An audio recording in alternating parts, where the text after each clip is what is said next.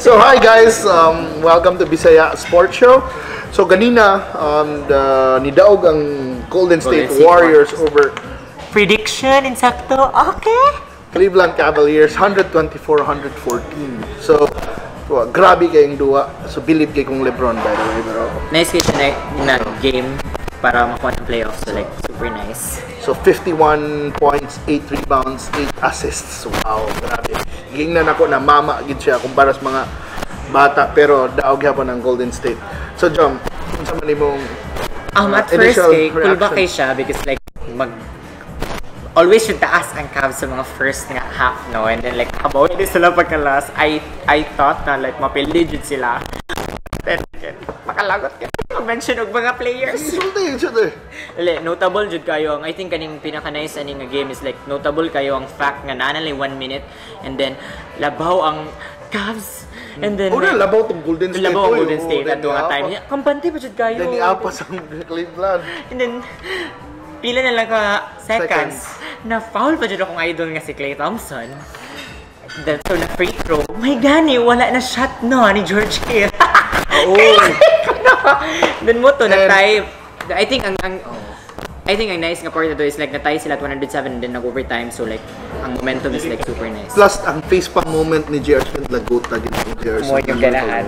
Na-rebound niya, so siya kay sa score, ganda-gandagan siya. Abi niya glabaw sila, abi niya for the win. So it was like si Lebron kahilapon gyud Louis kay si Lebron magtan-aw na bro. Grabe kay ang face ni Lebron no. Pero man respect jud kay bay like power jud kay Lebron.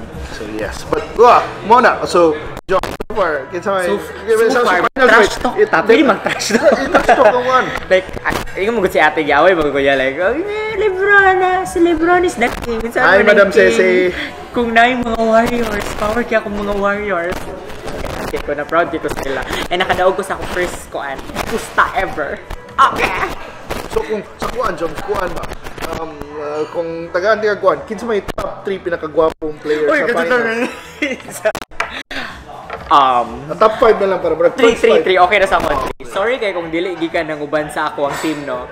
Pero ganahan jud kay ko favorite jud ako si Klay Thompson. May number 1 imo. Oo. Gwapo kay sila. Ang si Corber. So basig bubalin akong Cavs sana kay mga shufo ay mga players. Bito ay Warriors pa rin. Game 2 makadaog na mi.